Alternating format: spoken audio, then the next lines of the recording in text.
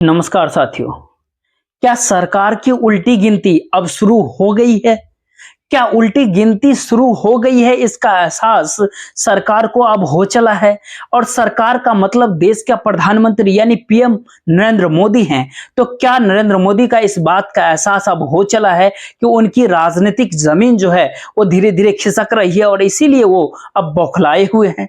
क्योंकि बीते 9 सालों में न जाने कितने मुद्दे ऐसे निकल करके आए जिस पे पीएम मोदी की बोलती या तो बंद ही हो गई या फिर वह बोलने से कतरा रहे थे, तो उन्होंने एक ऐसी खामोशी बरत ली जिसके ऊपर इस देश दुनिया की पूरी शोर मचते रहा, लेकिन पीएम मोदी कुछ भी नहीं बोले। इतना ही नहीं, कई मौके तो ऐसे भी आए देश में जब पीएम मोदी को सीधे तौर पर नाम लेकर के संकेत की भाषा में ही सही, लेकिन निशाने पे लिया गया उनको, लेकिन निशाने पे किसी दूसरे ने नहीं बल्कि राहुल गांधी ने लिया।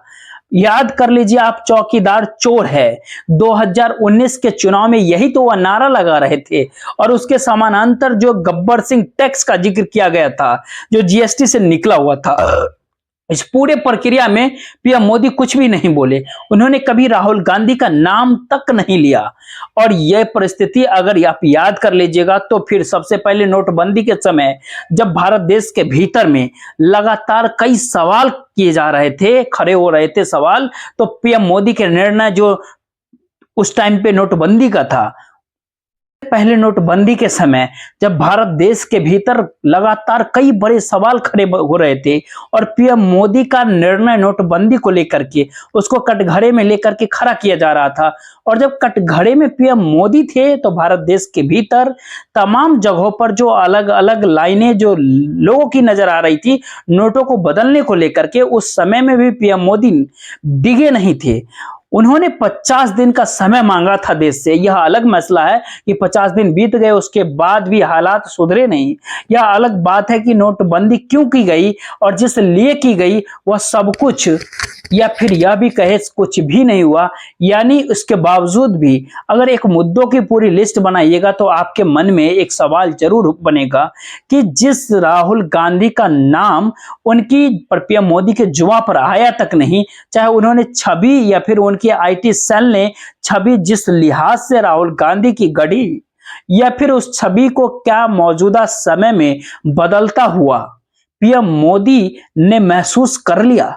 और चुनाव मैदान में जब वह चुनाव प्रचार कर रहे हैं तब उनको इस बात का एहसास हो गया कि भारत जोड़ो यात्रा के बाद जो राहुल गांधी की नई छवि बनी है उसमें उनकी अपनी छवि जो उन्होंने अपनी बनाई थी, जो प्रचार के जरिए बनाई थी, इस देश के पत्रकार ने बनाई थी, प्रचार पर न जाने कितना खर्च करके बनाया गया था, वह सब कुछ धराशाही हो गया। और एक नए तरीके से छवि जो राहुल गांधी के साथ जुड़ती चली जा रही है। और तो क्या यहां पर प्रधानमंत्री मोदी जो भाजपा के स्टार प्रचारक हैं, उनके जहर में एक सवाल बनने लगा कि क्यों नहीं सीधा हमला अब राहुल गांधी के ऊपर ही करने का समय आ गया है।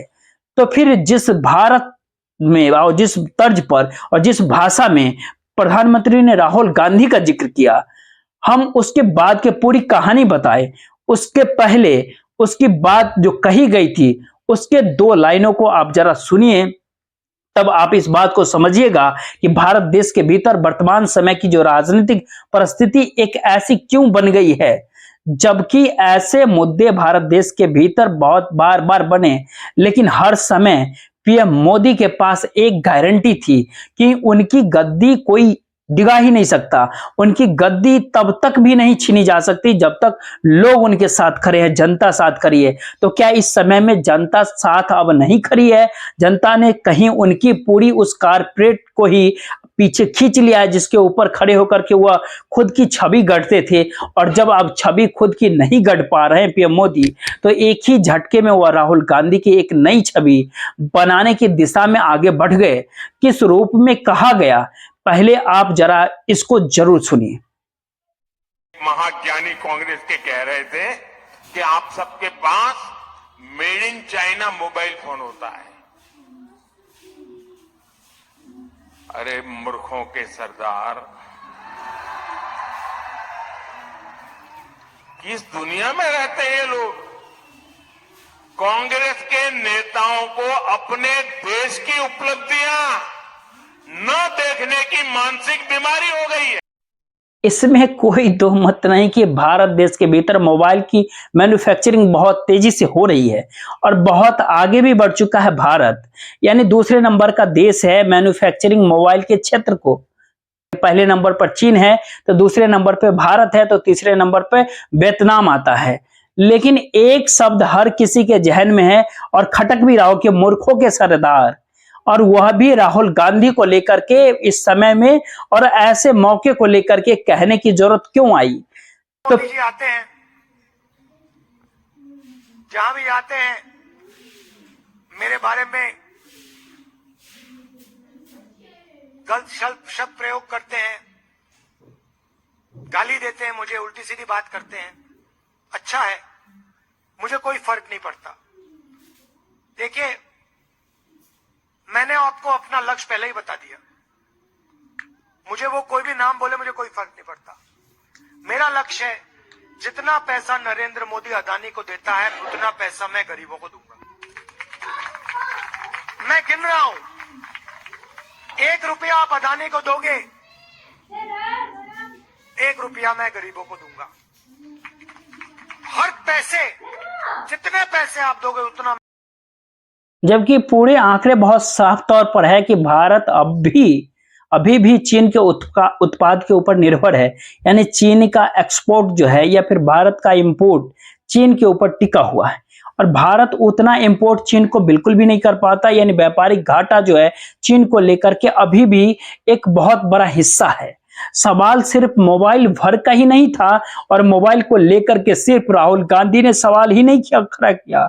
उन्होंने अपने भाषण के जरिए कहा था कि आप मोबाइल फोन के पीछे देखो, शर्ट के पीछे देखो, जूते के नीचे देखो, आपको मेड इन चाइना बिल्कुल दिखाई देगा। और हम जो है अपने किसी कैमरे के पीछे, शर्ट के पीछे मेड इन मध्य प्रदेश चाहते हैं, और यही हम करना चाहते हैं। तो पीएम मोदी ने मोबाइल को चुना और जानते थे कि यह कमजोर है, यह तर्क है, कमजोर तर्क है, तो उन्होंने कटघरे में राहुल गांधी को देश में खड़ा कर दिया।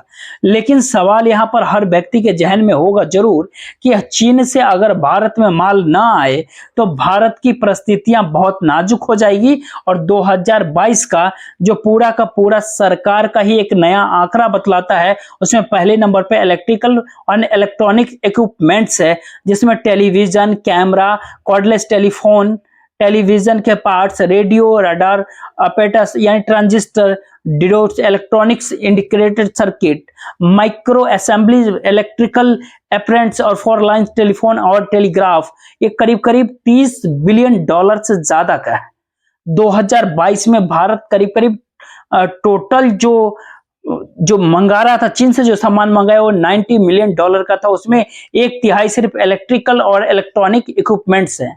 दूसरे नंबर पे आता है मशीनरीज, तीसरे नंबर पे आता है ऑर्गेनिक केमिकल आता है, चौथे नंबर पे प्लास्टिक है, पांचवें नंबर पे फर्टिलाइजर है, और इस तरीके से तमाम क्षेत्रों को लेकर के पूरे ये आंकड़े हैं। लेकिन सवाल राजनीतिक इस दौर में ज्यादा है, क्योंकि पीएम मोदी ने इस देश के भीतर में कई मौके ऐसे भी आए जिस समय वो कटघरे में खड़े थे और जिन मुद्दों पर वो उन्हें कुछ कहना चाहिए था, और निशाने पर लेने वाला व्यक्ति कोई दूसरा नहीं बल्कि वही व्यक्ति था जिन्होंने मूर्खों का सरदार कहते हुए पीएम मोदी ने अपनी गरिमा या फिर यह कहे कि वर्तमान समय की राजनीति के परिस्थितियां, या फिर यह कहे कि अपने उपलब्धियों के ऊपर कोई सवाल ना उठाए, इस तरीके के मिजाज को वह पाले हुए हैं। और जहां लगता है उनको कि उन्होंने जिन उपलब्धियों का तमगा अपने छाती के ऊपर टांग लिया है और इस देश के पत्रकार लगातार उसको लेकर के वाहवाही करता है, उसको लेकर के अगर कोई सवाल खड़ा कर दे तो यह बर्दाश्त के बाहर है। यह तानाशाही नहीं है, यह दरअसल उस मिजाज में जीने का एक नया तरीका है जहां पर सत्ता हमारे पास रहेगी, यह उसका एक नया प्रतीक होता है। लेकिन अगला सवाल यहां पे उभरता है, क्या इससे पहले उन फहरिस्त को आपको पढ़े, उस किताबों को पलटे, उससे पहले इस देश के भीतर कब कब किस किस मुद्दे आए, कौन कौन मुद्दे आए, लेकिन प्रधानमंत्री के जुबा पे कभी राहुल गांधी का नाम तक नहीं आया। 2019 आप याद कीजिए, जब चौकीदार चोर है का नारा लग रहा था देश में, उस समय को याद कर लीजिए आप। तो फिर भाजपा के आईटी सेल ने राहुल गांधी को पप्पू ठहराने में कोई भी कोताही नहीं बरती, कोई कसर नहीं छोड़ी।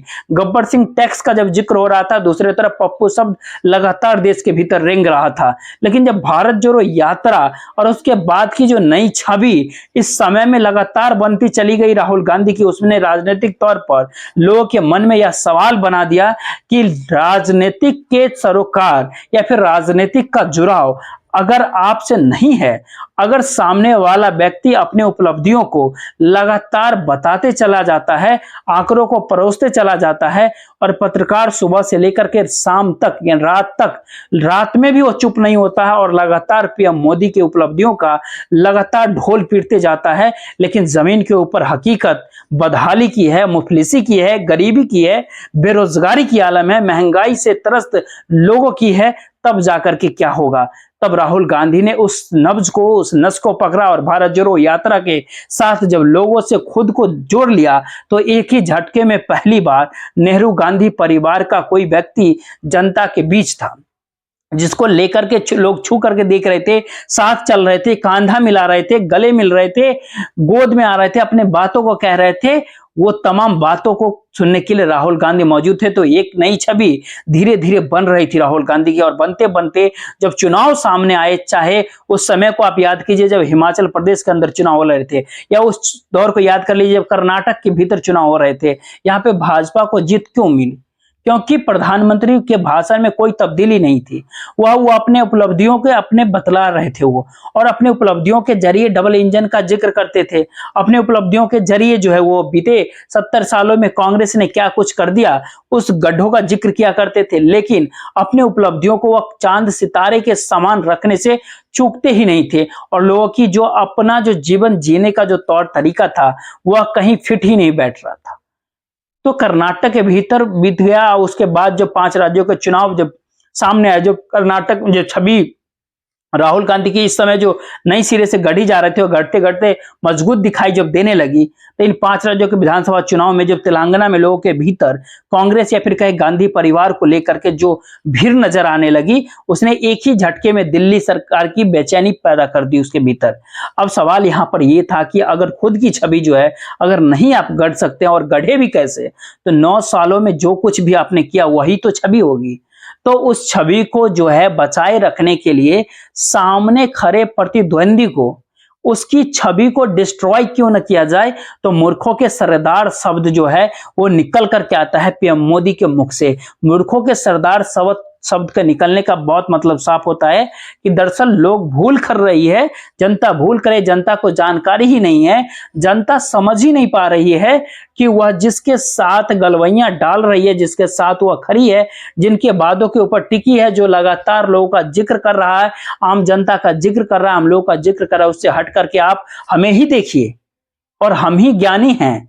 इसीलिए ध्यान दीजिए कि पीएम मोदी ने महाज्ञानी शब्द से शुरुआत किया।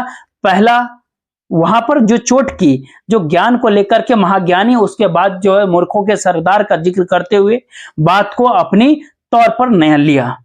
अब यहां पर जो एक नया सवाल उभरता है कि पीएम मोदी ने अपनी छवि को इस भारत देश के भीतर जिस लिहाज से गढ़ी, उसके भीतर अगर एक एक पन्ने को आप पलटिएगा तो शुरुआत नोटबंदी से की जाती है। जब 50 दिनों का समय पीएम मोदी ने देश से मांगा, गुस्से में मांगा, हर उसका जिक्र कर दिया कि अब मैं चौराहे पे मुझे खड़ा कर दीजिएगा। इकोनॉमी की स्थिति डगमगाने लगी तो कहे मेरा क्या है, मैं झोला उठा करके चला जाऊंगा। वहां पर भी वो खुद को गढ़ रहे थे। 50 दिन मांगे, वहां भी खुद को गढ़ ही रहे थे। वो जब भारत देश के भीतर जासूसी का सवाल पेगासिस का आया तो भी उन्होंने खुद को गढ़ा, भारत देश के भीतर राष्ट्रीय सुरक्षा से जोड़ दिया उसे। जब भारत देश के भीतर सवाल राफेल में ली गई कमीशन का आया तो भी राफेल की कीमत सुप्रीम कोर्ट को बताने के बदले जो उन्होंने नेशनल सिक्योरिटी का ही सवाल राफेल के साथ जोड़ दिया और खुद को पीएम प्रधान सेवक करार दे दिए गए। तो अपनी छवि के आसपास ही पीएम मोदी का पूरा भाषण कमोबेश बीते 9 सालों से भारत देश के भीतर सुना है, भारत देश के लोगों ने सुना। चाहे ब्लैक मनी का जिक्र आप कीजिए, ब्लैक मनी का जिक्र तो इसलिए भी करने की जरूरत है क्योंकि इस समय में हाल ही में यही नहीं कही बल्कि 3 दिन पहले ही एक रिपोर्ट निकल कर गई जिसको इंडियन एक्सप्रेस ने छापा था कि यह कहते हुए कि दरअसल भारत देश के भीतर जो बिजनेसमैन है, इंडस्ट्रियलिस्ट है, रियलिस्ट है, जो है, जो लगभग 66 लोग ऐसे होते हैं जो डर्टी मनी कहिए या फिर टैक्स हेवन कहिए, फिर उसके जरिए और दुनिया में गोल्डन पासपोर्ट ले लेते हैं और किस तरीके से अलग जगहों पे जाकर के रहने लगते हैं। उन्होंने 3-4 बड़े कॉर्पोरेट्स का भी नाम रखा और यह भी उन्होंने कहा कि किस तरीके से क्या कुछ हो रहा है देश के भीतर। लेकिन एक पल के लिए जरा भारत देश के भीतर जो भी रईस पैसा को चुरा करके भाग गया है, दूसरे देशों में वो पनाह ले लिया है, उनके ऊपर सरकार ने कोई कार्रवाई नहीं की। यह हर कोई जानने लगा, समझने लगा। लेकिन एक बात समझिए यहाँ पर कि 2013 के भीतर ऑक्सफोर्ड लीक आया था, 2015 के भीतर HSBC स्विस लीक आया था, 2016 के भीतर पनामा पेपर लीक्स आया था, 2017 के भीतर पैराडाइज पेपर लीक्स आया था, 2021 के भीतर पंडोरा पेपर्स आए थे, 2023 के भीतर और 3 दिन पहले जो साइप्रस कॉन्फिडेंशियल रिपोर्ट निकल करके आई, जो ये कहती है कि किस तरीके से दुनिया भर के जो ग्लोबल इलाइट क्लास है, जो रसिया के ओलिगर्ट शहर, जो सीरिया के वारलॉर्ड्स हैं, जो यूनाइटेड किंगडम यानी फिर ब्रिटेन के भीतर जो फुटबॉल क्लब चलाते हैं, उसमें एक पुराना क्लब चलाने वाले व्यक्ति जेलेसी को जो चलाते थे, फंडिंग करते थे, उनका भी नाम है और उसमें इंडियन इन्वेस्टर का भी नाम है। और इंडियन इन्वेस्टर्स की तादाद करीब करीब 66 बताई गई और उनके साथ उनके परिवार के सदस्यों का भी जिक्र किया गया था। लेकिन सबका जिक्र करने की जिक्र नहीं, जिक्र सिर्फ एक व्यक्ति का होना चाहिए। वह भी इसलिए होना चाहिए कि इस समय में अडानी कांड के ऊपर पीएम मोदी ने खामोशी बरत ली। अडानी कांड के ऊपर उसको लेकर के पार्लियामेंट, संसद के भीतर, पार्लियामेंट के भीतर इतना शोर हंगामा मचा, हर किसी ने सुना देखा। दुनिया भर के भीतर हिडेनबर्ग रिपोर्ट आने के बाद जो स्थिति बनी, यह भी हर कोई देखा। लेकिन पीएम मोदी इसके ऊपर खामोश रहे, चुप रहे, क्योंकि पीएम मोदी को यह लगता रहा कि उनकी गद्दी नहीं जाएगी, उनकी गद्दी कोई ले ही नहीं सकता है, उनको गद्दी से कोई डिगा ही नहीं सकता। लेकिन जब तक गद्दी के प्रति कोई विजिलेंस ना हो, तब तक किसी का जवाब क्या देना। तो क्या मूर्खों के सरदार यह शब्द तब निकल कर के आया जब पहली बार वह राजनीतिक रैलियों के भीतर यह देखने लगे हैं कि यह परिस्थिति धीरे धीरे अब 2024 तक पहुंच जाएगी। तो क्या एक ऐसी स्थिति है, क्योंकि तमाम मुद्दों के ऊपर उन्होंने क्या ब्लैक मनी का जिक्र किया आपसे, तो यहाँ पर एक बात और समझनी है कि 2016 के भीतर पनामा पेपर लीक्स में जो नाम था वह अडानीज का था, विनोद अडानी का नाम था, जो उन्होंने 1994 के भीतर बहमास में जीए इंटरनेशनल इनक नाम से एक कंपनी बनाई थी। 2021 में वह पंडोरा पेपर में भी वह नाम विनोद अडानी का था, जो इनकॉर्पोरेट का और ब्रिटिश आइलैंड का जो उन्होंने कंपनी बनाई थी, हैबिकस रीहोल्डिंग लिमिटेड जो जिक्र था। और अब हिडेनबर्ग रिपोर्ट जब निकल करके आई थी जनवरी के महीने में, तो इसमें पता चला कि उसमें कितनी कंपनियां सेल कंपनी के तौर पर काम कर रही है। 38 कंपनी मॉरिशस के भीतर काम कर रही है। तो क्या इस समय में भारत देश के एजेंसी कुछ भी नहीं कर रही थी? अगर उस रिपोर्ट को अगर आप देखेंगे जो इंडियन एक्सप्रेस जो छापी थी, जो उसमें एक अंदाज आपको मिल जाएगा कि ईडी कर क्या रही थी। सवाल उसके आगे का अगर आप देखिएगा, सोचिएगा, तो इस समय में भी प्रधानमंत्री ने बिल्कुल भी महसूस नहीं किया कि उनकी गद्दी डिग रही है या उनकी राजनीतिक जमीन खिसक रही है। यह दरअसल स्पॉन्सर्ड रैली में समझ ही नहीं आता। जो स्टेट स्पॉन्सर्ड रैलियां जो होती है, जो झारखंड में जैसे पीएम मोदी थे, इलेक्शन वहां नहीं है झारखंड में, लेकिन वहां पर झारखंड में राज्य के जरिए और अपने तमाम इंफ्रास्ट्रक्चर के जरिए राजनीतिक तौर पर वहां पर उनकी रैली हुई। वह एक तरफा संवाद वो वहां पर कर रहे थे, लेकिन चुनाव के समय में उन्हें पता ही नहीं चला जो भीड़ सामने थी वह उन्हें वोट देगा भी या फिर नहीं देगा। शायद इस बात को उन्होंने समझा परखा और इसलिए भी उनकी जुबान के ऊपर चाहे अनचाहे में राहुल गांधी आ ही गए। नाम उन्होंने नहीं लिया, लेकिन जब मूर्खों के सरदार उन्होंने कहा, तब यह सवाल दूसरा एक और बन गया वहीं पे कि इस दौर में, इस समय जब कठिन और मुश्किल हालात में, इस दौर में